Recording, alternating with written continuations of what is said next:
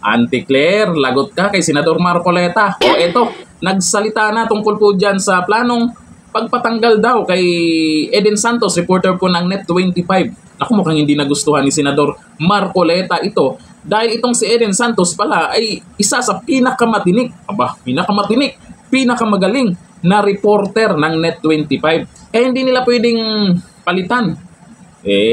Siguro naman may natatakot dyan. Siguro naman hindi nila kayang sagutin yung tanong netong Eden Santos kaya gustong palitan. Ay, hindi naman pwede yan. Papalitan lang kung may ginagawang masama yan. Wala naman. Yun pa nga ang laging inaabangan ng taong bayan dahil sa mga malulupit na tanong ni Eden Santos. Pero ewan ko lang kung nakakasagot ba ng maayos si Auntie Claire. Ito, panoorin po natin si Senator Rodante Marcoleta. Ako, inaabangan ko talagang maging performance niyan sa Senado. Eto, Auntie Claire, panoorin mo.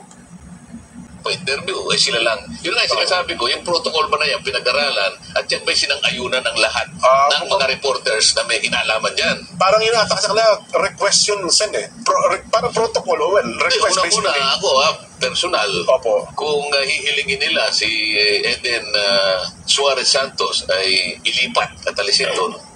Paano natin gagawin yun? Si Eden pa naman ang pinakamatinik nating reporter. Yun na po. Paano kayo sa-substitute yan? Saan ako hahanap pa?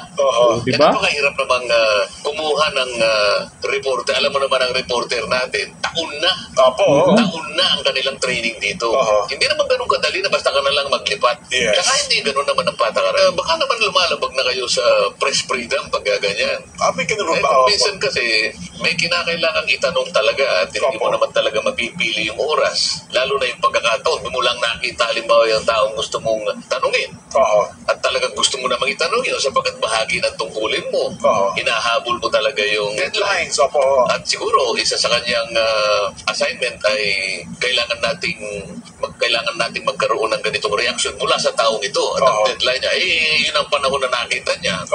Paano mo ipagbabawal yun? Ako personal ko lang. Siya yung pinakamagaling dating reporter eh. Saan ako hahanap ng ipapalit sa kanya? Magaling naman pala. Ano masasabi ko dyan? Parang wala sa hulog yung gano'n. Di ba? Wala daw sa hulog. Paano yan? Auntie Claire, mukhang hindi yata papalitan ng Net25. Yung reporter nila, mukhang magkita-kita pa rin kayo dyan. At mukhang magtatanong pa rin sa'yo yan. Kabahan. Ako, mas malupit yan yung mga ganyan na gustong ipatanggal pero hindi matanggal-tanggal at nandyan pa rin. Naku, mas malala ang magiging tanong niyan. At yung mga tanong naman ay gusto din naman malaman ng taong bayan yung iyong kasagutan. Auntie Claire, naduduwag ka ba? Ako'y nagtatanong lang ha. Dito po kasi, sasabi po ng mga netizens ha. Sabi ni Levenson Escueta, ayaw matanong, di wag na magpa-press con. Anong masama naman doon? Tanong lang naman. Kung ayaw mong sagutin, di wag, di ba? Sabi ni Sammy Sandoval, Eden Santos is one of the best beat reporter that I know. Besides, it was BBM who went to be the reporter's area towards Eden. Tignan nyo naman yan. Sabi ni Jordan Abo, dapat si Madam Claire na lang palitan. Oo nga naman, no?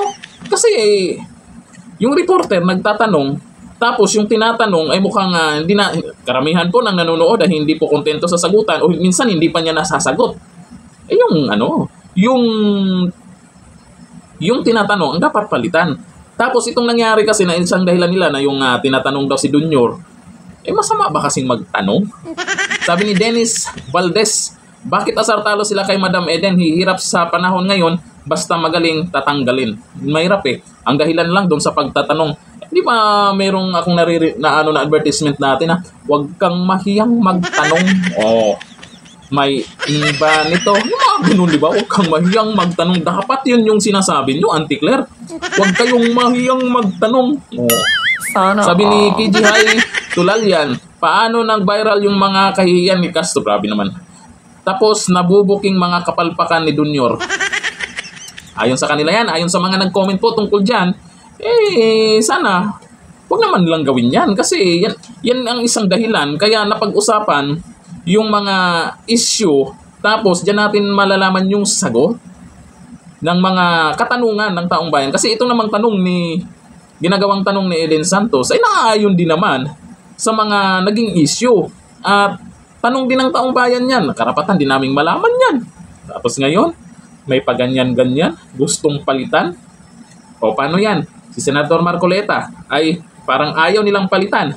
Si Eden Santos, Ate Claire, kaya pa ba? Oo, kaya mo yan. Magaling ka, di ba? Hanggang dito lang, thank you. Bye-bye.